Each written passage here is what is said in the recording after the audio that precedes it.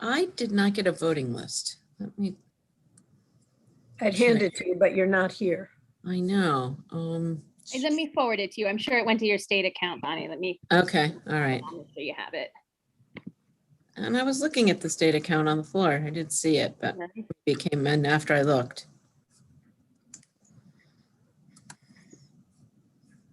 I'm forwarding it from Melissa. Is there a motion to allow House Bill 276 to be withdrawn by the sponsor? So moved. Melissa, who are we missing? All those in favor say aye. All those We're opposed, missing no. Hill and Robin Lewis. Please raise your hand. House Bill 276, the withdrawal passes, so we will allow the delegate to withdraw her bill. House Bill 92, Tyler. House Bill 92 as drafted would prohibit using state funds on invasive and non-native plant species. However, there were certain waivers listed that could be granted through an application to the Board of Public Works. After working with the stakeholders and getting some feedback in the committee, the bill sponsor brought forth an amendment, and then there was another which was adopted in committee and subcommittee, and there was another amendment brought from Delegate Hill that was adopted. Amendment number 1 removed all of the provisions concerning non-native plant species. So now the bill, if the amendment is adopted by the committee, is only a prohibition on using state funds for invasive plant species, except for research and educational uses. That amendment was adopted unanimously. And then the second amendment would only apply this prohibition to outdoor projects. So in whatever extent a unit wanted to use invasive species for an indoor project, they would still be permitted to. Both amendments were adopted unanimously, and the bill was voted out favorably with amendments unanimously in subcommittee. Delegate Rosenberg? Yes, as described by council, the amendments narrowed the scope of the bill, made it unanimous support for both amendments, and then for the bill as amended, I would move the 2 amendments. Is there any discussion on the amendments that are before us? Delegate Shalega, whose hand was up first? Yes, Delegate Shalega, then Delegate Bagnall. Thank you, Madam Chair. We didn't talk about amending the title, and I think that might be helpful for the bill going to the floor if it doesn't say non-native. So I don't know if the committee wants to entertain amending the title, but I think it would be helpful. That would be a technical amendment, and I can include that with this amendment if the chair or the committee approves. Is everybody okay with that? Okay, well, we'll make sure we do a technical amendment to fix the title. Thank you for catching that, Delegate Shalega. Next on my list, Delegate Krebs. Sure. Thank you. I'm Would you sorry. rather I called on someone else so you could eat a little before you speak? Yes, because I need a drink. Delegate Bagnall.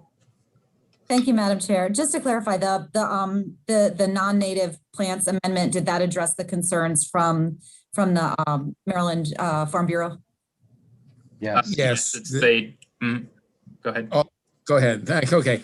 All concerns were addressed according to the both the sponsor of the bill as well as no one at the committee voting session or subcommittee voting session had any objections. The Farm Bureau supports the bill now, as a matter of fact. Okay. We'll go to Delegate Saab and then we'll go to Delegate Shalega, just to give her a chance. Thank you, Madam Chairman. I'm just very excited to vote for this groundbreaking legislation in the middle of pandemic. So I'm excited to vote for it. Just want everybody to know. Thank you, Delegate keeping your Saab. well Delegate hidden. Krebs. Yeah, Sandy, you mentioned, sorry, Sandy, Delegate Rosenberg, Okay. you mentioned that all the people that were at the subcommittee hearing were okay with it, but there was a lot of opposition. Were they all there? Maryland Transportation Builders and Materials Association, MACO, Maryland Department of Transportation, were they all present to say, because some of them talked about stabilizing fields, we talked about stormwater management ponds. So are all of those people, were they all there to say, this is not going to impact No. us? No, I know they were not, but my understanding from the sponsor of the bill is his amendment was worked out with the relevant players. That's correct. There are no practical uses of invasive plant species. So really all of the concerns from the stakeholders were on the non-native plants. That's why that was the more complicated thing to work out. And dropping that was the easiest solution to get the. So right now, the bill just prohibits the invasive species on state and local, right? Is it local as well? Because Mako is involved with it. Yeah, if it uses state funds, which most local projects of this nature would typically have state funds to some extent. And with no due disrespect, but when the sponsor came in, he basically came from his front yard having all these weeds in it. And it's like, didn't seem like it was very well vetted when we got it. So I'm hoping that you all have done your homework and there's no unintended consequences, but it seems like hopefully you've included everybody and it's okay. All those in favor of the amendment, say aye. All those opposed, Aye. no. Please raise your hands in the panel. I see no hands in the screen or the panel. The amendments pass unanimously, including the technical amendment. Is there a Move motion the on the bill. bill? Move In a the bill as amended, please. Second. Is there any discussion on the bill as amended? All those in favor say aye. All those opposed, no. Or raise your hands if you are a no. The bill passes unanimously. House Bill 272, Tyler. House Bill 272, Public Information Act required denials of sociological information and distribution lists from Delegate Carr. The bill as drafted would have allowed members of the General Assembly to access certain information that's normally protected by the Public Information Act. And then it provides the term distribution list as used in the Public Information Act does not apply to lists of property owners contacted as part of eminent domain processes. There were two amendments adopted in subcommittee. Both of those were adopted unanimously. The first one removes that provision of privilege for members of the General Assembly. The second one requires if an individual is requesting the information in the bill, so lists of properties and property owners contacted about eminent domain processes, if someone wants to request that information, they have to sign an oath saying that they will not be using it for commercial purposes. And violating that oath is subjects the individual to a criminal penalty of up to $1,000, which is standard within the Private Information Act. Hey, Delegate Rosenberg. As council has explained, as Tyler has explained, these amendments were collectively worked on in response to concerns raised by members of the subcommittee. It's no longer an exclusive opportunity for members of the General Assembly. It's a $1,000 penalty for commercial use. And so both amendments were adopted unanimously, as was I believe, the bill itself. So I would, unless you want discussion, I would move the amendments. Second. Is there any discussion on the amendments? In favor say aye. All those opposed, no. Please raise your hands. Move the bill. The amendments passed unanimously. Move the Move bill. the bill as amended. Second. Discussion? All those in favor say aye. All those opposed, no. The ayes have it. The bill passes unanimously. I see no hands in the column. House Bill 317, Tyler. House Bill 317. It's a reintroduction from last year, and I believe it came up, it did come up in a voting session already and was held by the chair. So it might be familiar, but the summary of the bill as drafted. The Green Purchasing Committee will collaborate with the Departments of General Services, Environment, and Agriculture to study greenhouse gas emissions associated with food and beverages procured by the state. The group would then establish methodology to measure the greenhouse gas emissions linked to food and beverages by the state and establish strategies to reduce such greenhouse gas emissions as part of a broader state goal. The vote in subcommittee on the bill as amended was 7-1. There was one amendment adopted in subcommittee unanimously that delays most of the deadlines within the bill by a year. That came at the request of DGS. And as I understand it, there's a second amendment that Delegate Rosenberg would like to offer. Yes, Delegate Rosenberg. Thank you. This amendment would address additional concerns raised in subcommittee that the review undertaken by this group be broader in nature, not just looking at greenhouse gas emissions from animals.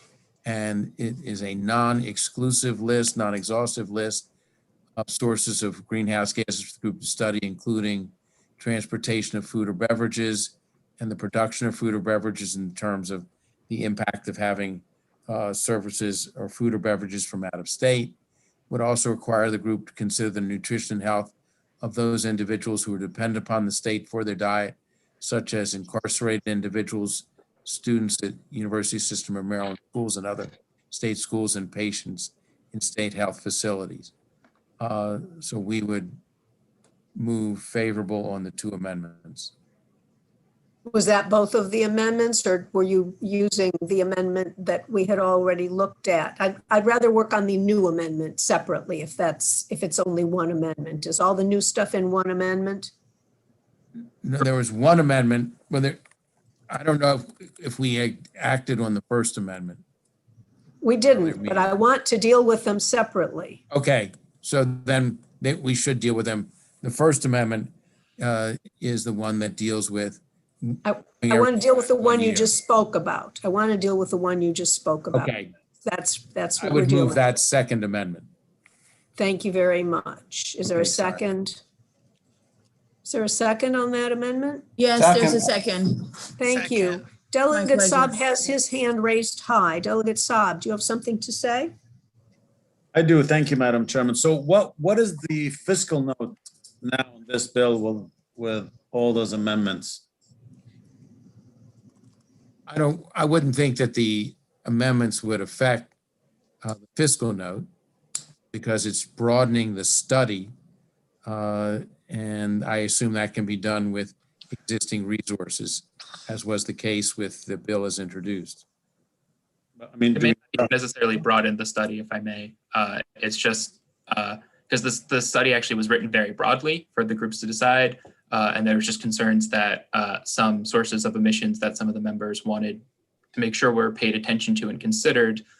So these amendments just make sure that the committee is aware that these emissions should be studied or that the impact of diets for certain individuals should be considered. So I don't think it would impact the fiscal note at all. But so the studies have to continue because the fiscal note shows that it's 63,000 the first year, 75.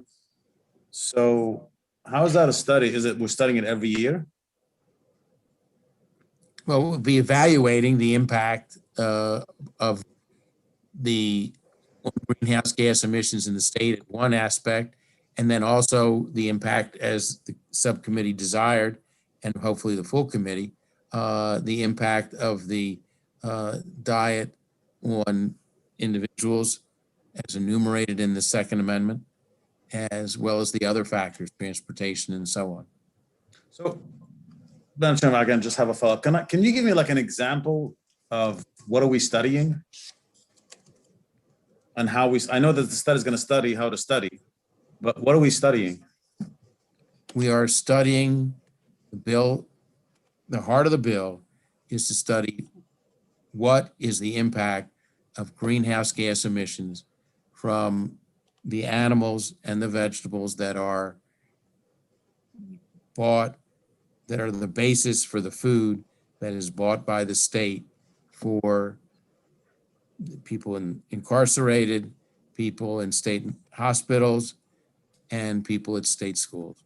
The goal is to reduce, to better the climate because of the negative impact of greenhouse emissions. How do you study the animals' greenhouse gases, like their manure? We're going to study that? Yes. This is a serious topic. Okay, thank you. Thank you, Madam Chairman. I believe the amendment was put forth because there were concerns by some parties that this bill was focused only on animals. And it was a concern that, Delegate Krebs, is this what you were going to say? Let's call on Delegate Krebs. She can probably say it better. Well, I worry about people and their diet. I mean, having a sustainable diet. And if you look at the FDA recommendations for a sustainable, healthy diet, it includes beef.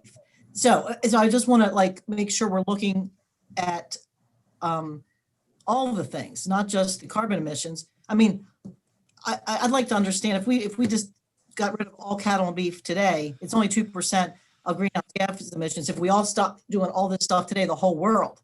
So I don't know how we're going to measure it, but they'll have to figure that out because I don't know how it's measurable. But I want to make sure that if we do try to measure it with these folks, that we give them a healthy, sustainable diet, as is part of the U.S. Department of what's the FDA or whoever does the healthy food pyramid. I mean, you want to make sure they're including what they need in a healthy, sustainable diet. And so That is the health purpose of adding the I know that language. that's what, and listen, Yeah. I'm sorry I'm laughing, but I'm getting giddy because I'm hungry. And it's just, I'm sorry it's got to have fun this time of night. So sorry about that. I think we're all hungry, Delegate Krebs. I laugh when I get giddy, sorry. Delegate Sample Hughes, did you have something to add? I did. Well, not really to add. I just need to get clarity. As a result of this amendment, Mr. Chairman, would this change the position of the Farm Bureau at all in favor of this bill now or not? I cannot speak for them, so I don't. Okay, I didn't know if recall they had weighed in precedent. on that. Yeah. Okay. Delegate Kipke. I was going to speak on the bill, but then I realized we're on the amendment, I believe. So, We're on the amendment, the new amendment. It's been moved and seconded. All those in favor of the new amendment say aye. All those opposed, Aye. raise your hand in the column. No hands. The amendment passes unanimously. Now there's the amendment that we had the other day. You want to remind us what that did?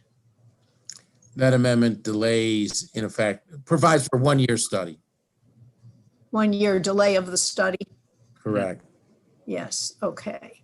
You Move want the to move amendment. that amendment? Move Is the there a amendment. second? Is there a second? Second. Any discussion on that amendment? All those in favor say aye. All those opposed, please raise your hand. I see no hands. The amendment passes unanimously. Would you, Move the bill as amended. Second. is there discussion on the bill? I'm going to start with Delegate Kipke and then Delegate Krebs, because she's trying to keep me hungry tonight. I was just going to say a couple of things. One, I appreciate the amendment that Delegate Rosenberg added to take into account people's health and the diet and the full picture of transportation as it relates to food that's procured. I think those are really smart and wise amendments. I do think, though, that we're asking the government to do something that's not going to be very fruitful, and it does come with a cost and a work burden. If you were to switch away from everything that I think this bill does target, the amount of greenhouse gas reduction would amount to, in my opinion, a inconsequential amount. I think the real goal here is to move away from chicken, beef, and things like that. The Farm Bureau is still very much opposed. I will admit, although I don't need to apologize for them, they should apologize for themselves. They really fumbled the way that they've handled this whole thing. This year especially, this year they've kind of been a little bit low key about it. But I think it's very likely that this bill would have a negative impact on Maryland farms as it relates to poultry and beef. I don't think that that's necessarily a good thing for our people as it relates to nutritious foods that people enjoy, like cheese and other things like that. And I do like the amendment that the chairman of the committee put on here, because, you know, I'd hate to see cheese thrown out the door and replaced with soy, which would be a terrible thing for people's health. So with all that, I'm going to vote against the bill. I don't think we need to do this, honestly. And I think the benefits that will come from it are negligible, and the risk, which I think most of us support, I think is great. So I'll be voting against the bill. Delegate Bagnell. Thank you, Madam Chair. Just a, Oh, sorry, Susan. I'm sorry. Oh, I got it wrong, but go ahead. Delegate Krebs will be patient, I'm sure. Okay, thank you. Thank you, Madam Chair. And I just wanted to clarify that the bill that we're addressing right now is the study to create the baseline, correct? It's not actually establishing any regulation. It's just to study the impact and create a baseline for any future action. The bill does have a component where after after studying the greenhouse gas emissions and how much is attributed to different sources, then the committee will come up with strategies or policies that could be implemented in of reducing the goals.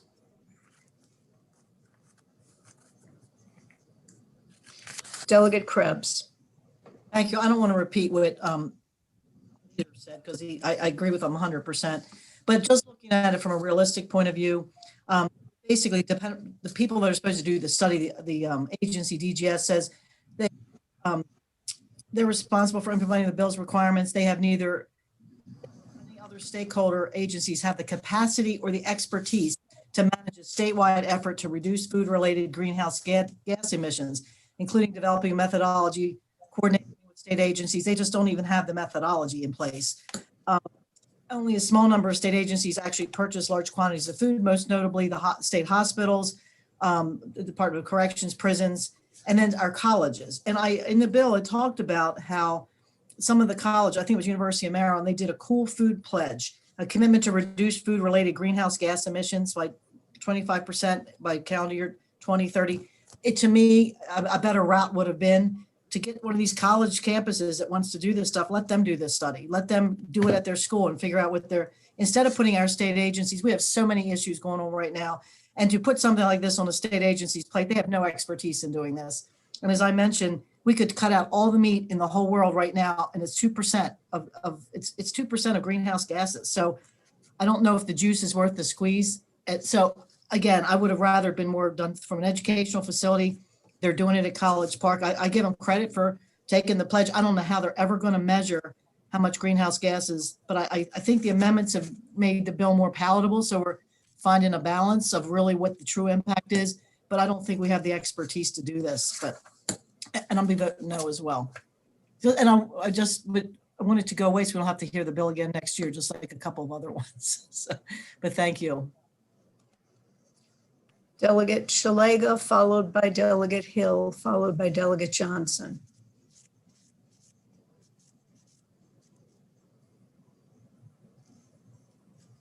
You're on mute. You're on mute.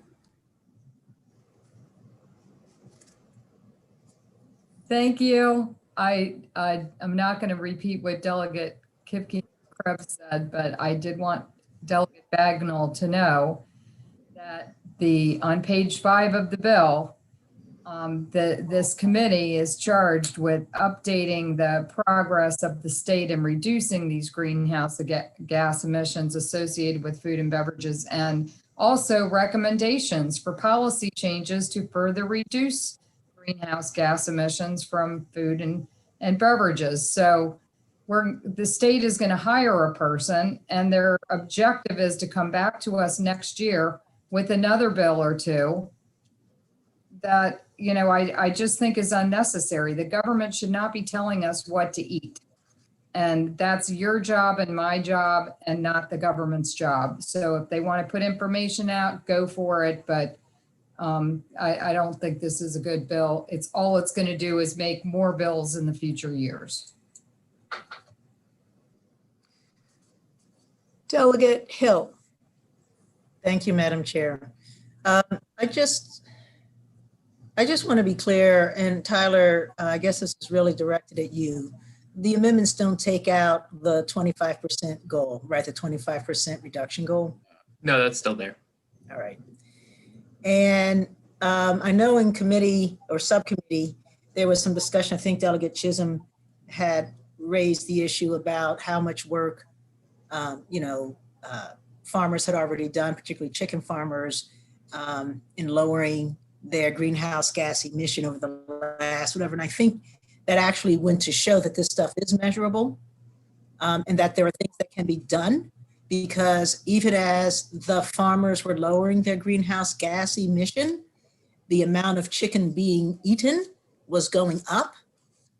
And so I don't disagree with what Delegate Kipke said, except that I think there's a presumption that the only way we can go about doing better from food sources is if we eat less meat. And I think the whole point of the study, or we buy local. And I think the whole point of the study is supposed to be about looking at other ways and looking at a baseline. I believe the amendment also set the baseline so that the chicken farmers would get credit for what they've done in the past 10, 15 years. So it bothers me that we're afraid of a study, although Delegate Krebs' point about asking the department to do something they don't have the capabilities of doing is of some concern, except that they can hire people, and I think that's what the fiscal note reflected, right? That they can hire people who do have that expertise. So I'm just this is the place where we talk this out, and I don't think any of us want to pass, no matter how green we are, we don't want to pass a bill that's not going to actually achieve some goal or give us some information. But I don't want us to be afraid. So I'm just raising that. I'm sorry. Thank you, Madam Chair. It's a fine question to raise. Appreciate the conversation. Delegate Johnson. Thank you, Madam Chair. I just want to get some clarity on a comment Delegate Bagnell and Delegate Shalaga had talked about. So this is to develop strategies and policy recommendations. And then will those recommendations come back before our committee for us to take a look at when they're finished with the study? Yes, there's an interim report that with the First Amendment would come January 1st, 2023, and then the final report would come later that year. Okay, so we get a chance to look at it and then make before decisions. All committee. right, thank Yeah. you, Madam Chair. Delegate Lewis, then Delegate Rosenberg. Thank you, Madam Chair. It was mentioned, I can't remember which of my good colleagues asked this question, but it was mentioned that farm animals emit about 2% of the greenhouse gases that are produced in the United States. And so, like many of my colleagues enjoy doing, I went to Google to see what that means. And it's a very natural human response to say 2%, that's not very much. But the reality is, in the United States, 300 trillion pounds of greenhouse gases are emitted every year. So 2% of 300 trillion pounds is, 100 billion. And then I thought, well, what does that mean? Because, again, we're humans, our minds aren't really good at making sense of numbers at large. So I thought, well, what's the size of a cruise ship, an ocean liner cruise ship, Carnival Cruise Line? And it would take over 1 million cruise ships to take up the space that would be equivalent to animals' greenhouse gas emissions. So I think that that's a significant enough environmental impact. It's worth asking the question. I think it's certainly within the scope of the agency in question to figure out how to do some thoughtful literature review and recommendations on that, whether it's in-house staff or a consultant. And the value of asking a question like this when we're talking about impacts this large is that it's going to take us a long time to figure out how to respond. So the sooner we ask the question, the better positioned we'll be to respond. And I think the children who look us in the face every day, expecting us to look out for them and protect their planet. We welcome and appreciate the effort we make on this score. So I think this is a sensible attempt and I support it. Thank you, Madam Chair.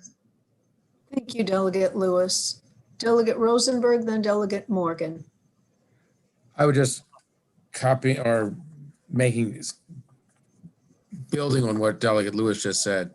There is a consequence to what we eat in terms of how it comes to the table and what happens before then. And we have done, I think, an exemplary job in broadening the scope of the task that is before the greenhouse gas emissions group, coming up with a methodology that is also subject to further review by the legislature, and would urge favorable. Delegate Morgan is going to have the last bite at the apple. Sweet. Thank you, Madam Chair. On the question there is, are we also studying like the replacement cost of this food if it was ever banned? You know, I've heard a lot of rhetoric and talk on, you know, the cost of the greenhouse emission gas as far as livestock goes. But is there any consideration in the study about how this will raise food costs? Tyler, are you aware? So, I mean, part of the study, particularly with DGS being the lead procurement agency, when developing policies and policy recommendations, you know, part of good policy is what the cost of it would be or what the impact would be on, you know, the state, individuals in the state, state entities that will be procuring this food and beverage. So that would be something that they'll very likely consider. Thank you. Okay. Everybody needs to take their hands down now, Delegate Rosenberg and Delegate Lewis in particular, because I don't want to see your hands voting no if you really mean to be voting yes. If you mean to be voting no, Thank that's you. fine. You're welcome. Thank you. All those in favor of the bill as amended? Aye. All those opposed, no. Please raise your hands. I see Kipke, Riley, Morgan, Krebs, Chisholm, Shalega, Sample Hughes, and Saab are all no's. Got it, staff? Okay, so the bill passes, what, 24 minus 7 is 14? No, 17. 16 to 8. 8. Thank you. 16 to 8. I'm really glad that I don't have to do much more arithmetic tonight. That's a good thing. Okay, that bill passes. House Bill 1040. Lisa. So this is the bill that we were discussing yesterday. Lost track of time. I think it was yesterday. It, as amended, authorizes the licensed pharmacist to administer a vaccine to a child aged 3 to 17. If specified requirements are met from July 1st, 2021 to June 30th, 2023. And the bill requires the Prevention and Health Promotion Administration and the Maryland Department of Health in consultation with the State Board of Pharmacy to submit reports to the committees on or before December 1st, 2021 and December 1st, 2022. Delegate Kelly. Thank you, Madam Chairman. And just a couple of things in follow up from our discussion last week, because these questions came, yesterday, sorry, these questions came up. So the data that we have on kids that don't have primary care, it's about 1 in 4 with 26 to 28% for rural kids, for kids of color, and for kids in urban areas. It's 20% for the whole state, kids who don't have a primary care provider.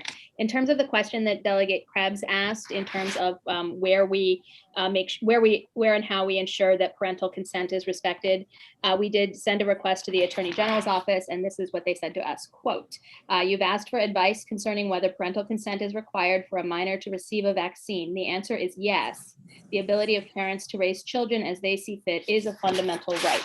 And there is a regulation currently in place that further states, this is a quote from the regulation, pharmacists must obtain signed consent from the custodial parent. So that's already in the regs, and this bill will not change that. We had a bit of a discussion yesterday back and forth about the timeline, and Delegate Saab and I cooperated on an amendment that I think he's going to discuss and introduce that I think we can consider friendly. It's a compromise. Again, I want to make sure the whole committee knows that so much of this work product is the result of a tremendous amount of compromise. The goal is to have, you know, a really balanced study and look at this issue. And the reason for that, just to go back to the question we hear in this committee all the time, you know, what's the problem we're trying to solve? I just want to remind the committee that we had a tremendous drop in childhood vaccination rates. In fact, in April 2020, Maryland had the greatest drop in childhood vaccination rates of all the states, a 60% drop, which is high. Blue Cross Blue Shield found nationwide a 20% drop in whooping cough vaccinations over the last year, which is a problem because we've been seeing whooping cough coming back.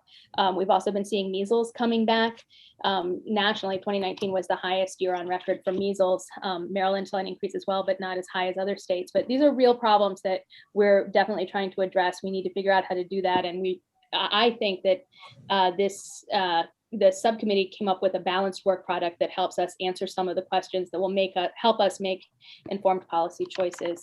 So with that, I think we have to adopt the subcommittee amendments, and then we can discuss Delegate Saab's amendment, because I don't think we adopted those yesterday. That's So I'll fine. move the subcommittee amendments that turn this into a study. Second. Is there discussion? All those in favor of the amendment say, oh, I see a hand. Sorry, Delegate Krebs. No, I just wanted to thank the subcommittee chair for working on this so hard to really get to the meat of the problem. We're trying to get information so we know how to move forward. I want to thank you for accepting the amendment for the time frame. So, you know, right now we don't know what the federal government's going to do. These vaccines are happening today, and we're trying to take this opportunity to study the results of what it means. And I think there was some concern that we were going to extend it past what the federal government was doing, and taking this amendment. We're going to do the amendment after we do the committee amendment. Okay, but my point is, if we do the amendment, I think it will satisfy some folks that we're not going to go past. We don't intend necessarily to go past what the federal government does. And if we do, it will be deliberately done next year, and we'll all have that opportunity at that point to make the decision. So you've gone out of your way to accommodate every question I've had, and I appreciate that very much. So I support the amendments, and I support the bill. Thanks. Thank you. All those in favor of the committee, the subcommittee amendments, please say aye. All those opposed, Aye. raise your hands.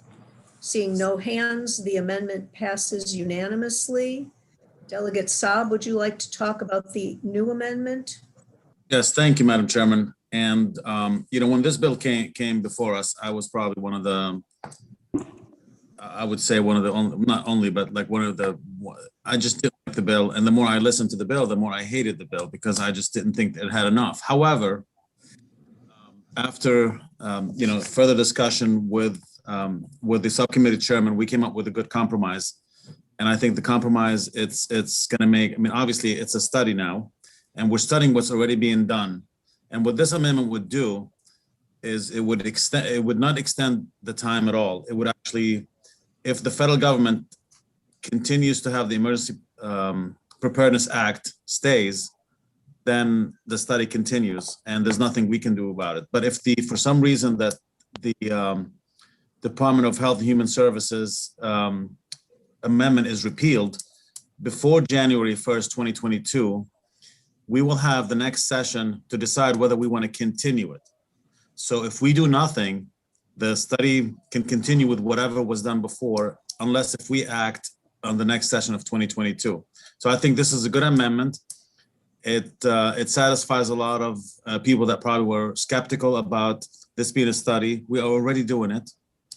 And I'm not sure if the entire committee have the amendment. It went out with the voting list, so they do have a copy. And so I think this is a great compromise. It's, you know, a lot of people that will probably most likely support it because it's a study, but it would only continue if we choose next session to continue it. So with that, I'd like to, I guess, call a vote on the amendment by the, Moving the amendment, Delegate Saab. on the amendment, yes. Move the amendment. Move the amendment. Is there a second? Second. Is there any discussion? All those in favor of the very well thought out and super duper compromise that everybody came up with, and Delegate Saab, I think that your perspective on the whole process has changed dramatically with your seat change.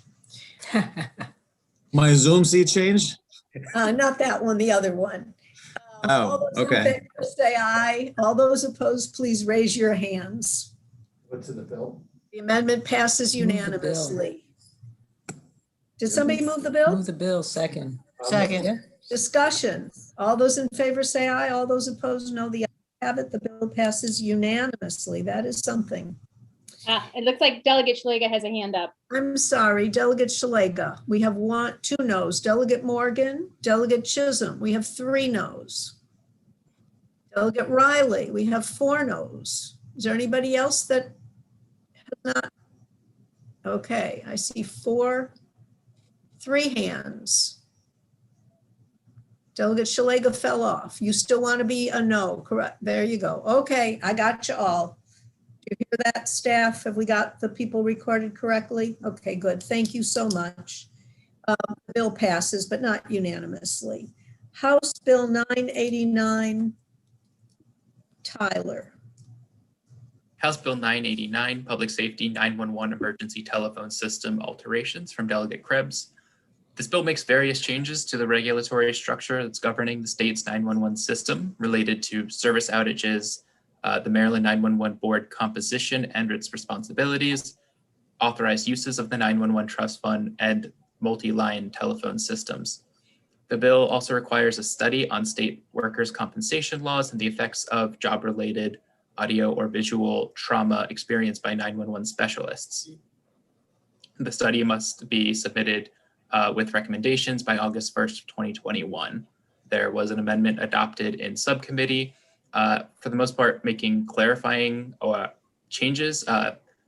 It's a technical in the sense that it was adjusting some things to better fit industry terms or terminology, such as the main change being to how the bill counts how long an outage of a local 911 system is out before the backup system introduced in the bill would take charge. So now it would read an outage affecting more than 600,000 user minutes, and then the backup service would come in, and then that study on workers' compensation and trauma effects on 911 specialists will be handled by the University System of Maryland rather than the Behavioral Health Administration.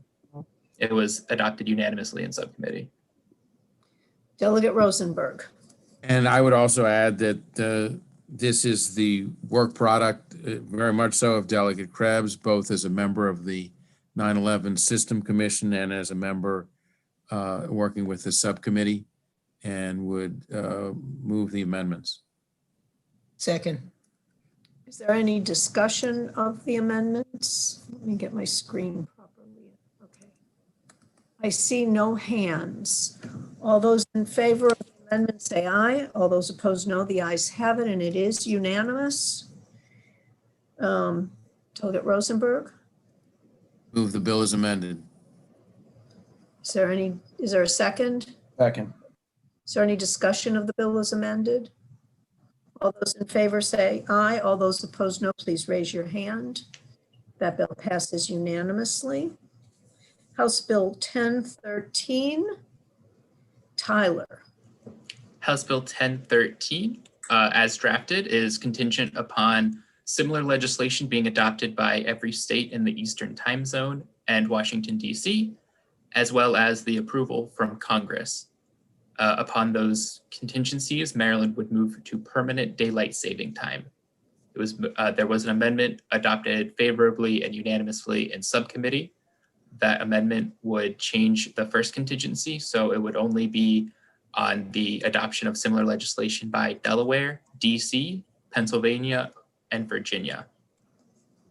And then the bill as adopted was voted out unanimous. No, it was 7-2, if my notes are correct. There was definitely 2 no votes in my notes. Okay, Delegate Rosenberg. Okay, there's congressional legislation on this matter, which says that a certain number of states is, well, our action here is contingent upon the federal government, the Congress then approving what we propose to do. The amendment is substantive. Instead of every state in the Eastern time zone having to pass legislation that they wish to have daylight savings time permanently, it would be contingent on Delaware, DC, Pennsylvania, and Virginia as the contiguous states and the district that are contiguous to Maryland. So would move the amendment. Second.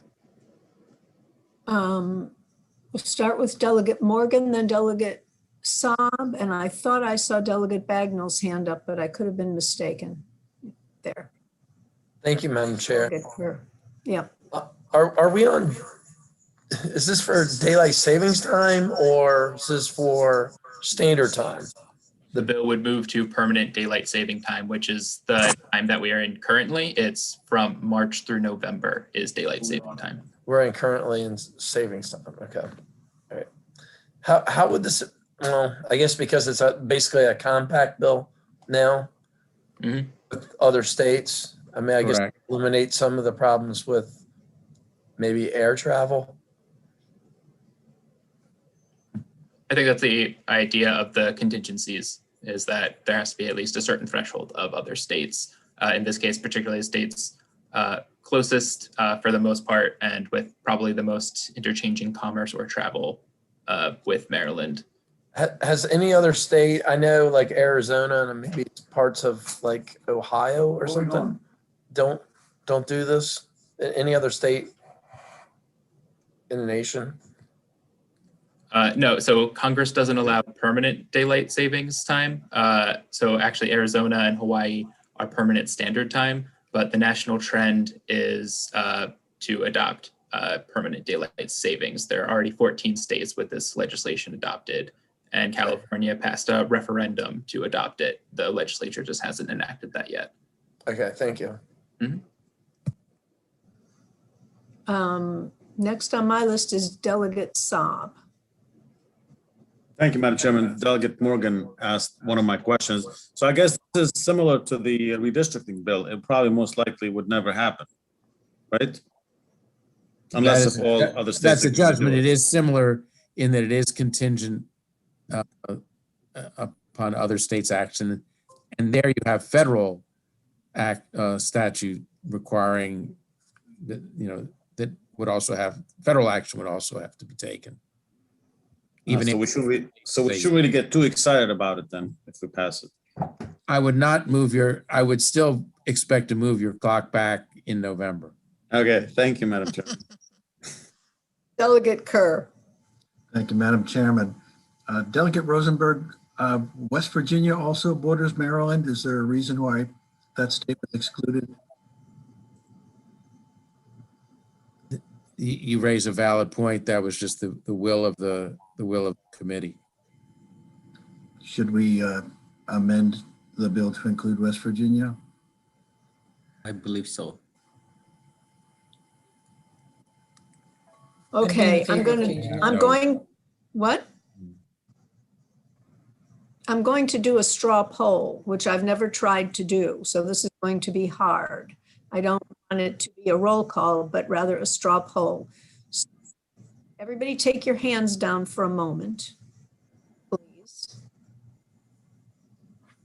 Go. Okay, there are no hands up. What I want you to do is, if you would like to include West Virginia, I would like you to raise your hand in the column. I want to see an affirmative action asking to be taken.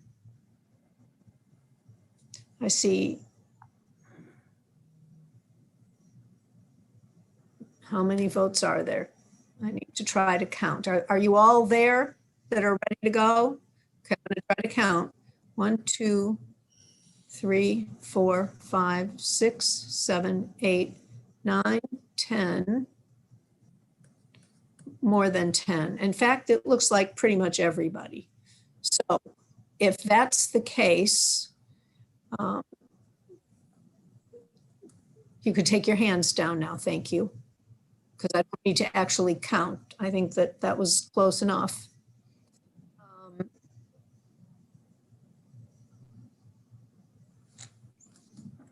I need some more hands down.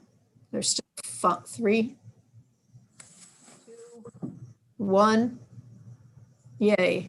Delegate Rosenberg, would you like to amend the amendment that is before us? Yes, I would. I can count. And With would you your like to make assistance. that to include West Virginia as one of the surrounding states, since it is? Yes, indeed. I second it. So move. All those in favor say aye. All those opposed, please raise your hand. That amendment passes unanimously. Okay. I believe it Delegate Saab, your hand is up. Are you voting against that amendment? No, I thought we were done. I was going to ask a quick question if I can have the I chairman. just want to make sure that we're all, that's a unanimous vote, correct? Okay. Yes. Okay. Then Delegate Saab is next, and I suspect Delegate Bagnell will be after that. Go ahead, Delegate. Thank you, Madam Chairman. So right now, who do we have? We have West Virginia. Can I just get a rundown on who do we have? Because I might want to add. Delegate Rosenberg, West Virginia, Pennsylvania, Delaware, Virginia, and the District of Columbia. Okay. Did we miss any of the surrounding states? No. Not now. Okay. Would anybody like to add another state? I'm just kidding. We're good. Thank you. okay. Delegate Bagnell. Thank you, Madam Chair. And now that this is a compact, it's less likely that you're going to be making this change. So I think the opposition that came from our district, from the safe school start times, folks, we might actually have more time to look at that rather than amending it onto this bill. Perhaps we can look at having a bill that requires that same language that schools adopt safe start times should this go into effect. Was that an amendment that the committee considered, or was it not part of the conversation? Forgive me, I'm going to hold this bill because we're getting too involved in this tonight. I'm holding this bill. I'm using the chairman's privilege to do that. And that's the last bill on the voting sheet.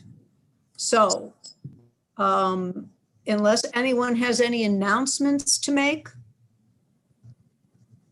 Yes, just to remind the Public Health Subcommittee that we have a meeting at 8 o'clock. We have 2 bills on the agenda. Erin sent everyone the bill and the copies, amended copies. So we'll see you in the morning. Bring your coffee or your tea. Let me say to you all, we do not have any hearings tomorrow. However, we will very likely have another voting session. So, pay attention to what gets sent out. I know that you get an email and a text about voting sessions. Delegate Cullison. Thank you, Madam Chairman. Yes, the the Insurance and Pharmaceuticals Subcommittee will be meeting tomorrow at 12:30. We have 3 bills on the agenda and come prepared to vote. Delegate Kelly. Yes, unfortunately, we have a busy day tomorrow. I have a health occupations meeting at who knows exactly when, but after the first floor session, 15 minutes as we've been meeting.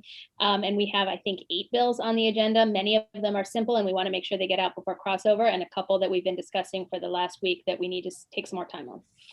So I'm going to interrupt here and ask Delegate Kelly, is your meeting immediately after session, and then Delegate Cullison's meeting is after your session? So Yes, for people yes, who ma'am. may be on only one of those 2 committees, you need to understand the relationship. And if you're on both of the committees, you start at Delegate Kelly first.